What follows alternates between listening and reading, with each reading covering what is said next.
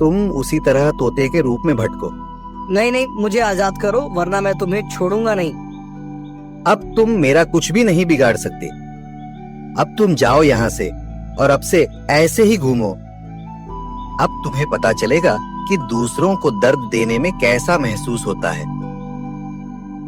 इसके बाद वह राक्षस वहाँ से उड़ जाता है। मरचू और उसकी पत्नी सीता दोनों खुश हो जाते हैं। मरचू पहले की तरह काम करने लगता है।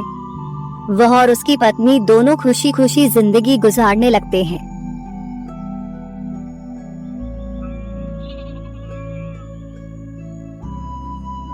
मरचू जंगल से लकड़ियां काटकर बाजार में बेचने गया, लेकिन उसे लकड़ियों के अच्छे दाम नहीं मिले। इस पर मरचू ने कहा, अरे भैया, इतने कम पैसे? इन पैसों में तो 2 वक्त का खाना भी नहीं मिलेगा। आप मुझे बहुत ही कम पैसे देते हैं। मैं इतनी मेहनत से लकड़ियां काट कर आता हूँ, लेकिन उनके पैसे मुझे बहुत कम मिलते हैं।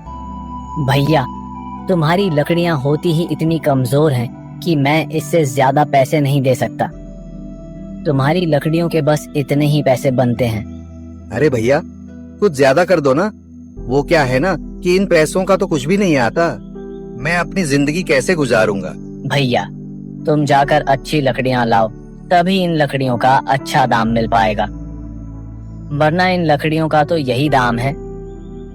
ये सुनकर मरचू बहुत ज्यादा परेशान हो गया और पैसे लेकर किराने की दुकान से सामान खरीदकर घर आ गया। घर पहुंचते ही मरचू की पत्नी सीता ने कहा, जी, सामान ले आए आप? हाँ जी, सामान ले आया हूँ।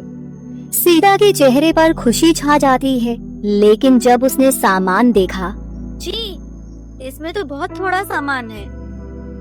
हाँ सीता, मुझे पता है कि यह सामान बहुत थोड़ा है, लेकिन मैं क्या करूं? मेरे पास जितने पैसे थे, मैं उतने का ही सामान लेकर आ गया हूँ। इस तरह हमारा गुजारा कैसे हो पाएगा जी? आपको तो पता ही है कि हम कितनी मुश्किलों से गुजारा करते हैं। हाँ हाँ, मुझे पता है, लेकिन मैं कर भी क्या सकता हूँ? मेरे पास इतने पैसे ही नहीं कि हम एक अच्छी जिंदगी गुजार सकें। इतनी मेहनत कर रहा हूँ, लेकिन फिर भी मेहनत का फल नहीं मिल रहा। इतनी मेहनत से अच्छी लकड़ी काट कर आता हूँ, लेकिन मुनासिब दाम नहीं मिलता। मैं तो बहुत परेशान हूँ। क्या करूँ? कहाँ जाऊँ? अरे जी, आप परेशान न हो, आप कोई और काम देख लें। मैंने कई बार काम तलाशने की कोशिश की, पर किसी ने भी मुझे काम नहीं दिया। ये सुनकर सीता भी काफी ज्यादा परेशान हो गई। मरचू से सीता की परेशानी नहीं देखी गई। उसने अपनी पत्नी सीता से कहा, मैं फिर से जंगल की ओर जा रहा हूँ। अरे जी, अभी मत जाइए ना, वैसे भी शाम हो रही है। आप कल चले जाइएगा, अभी मत जाइए। ठीक है, अगर तुम रोक रही हो तो मैं नहीं जाता। मैं कल चला जाऊंगा। इसके बाद मरचू गांव में घूमने के लिए चला गया। तभी उसे एक आदमी मिला और उसने कहा, कहाँ जा रहे हो भैया? और सुनाओ, क्या हाल चाल है? जिंदगी कैसे गुजर रही है? अरे भैया, तुम्हें तो पता है कि लकड़ियां काटकर कैसे गुजारा होता है। हाँ भैया, तुम सही कह रहे हो।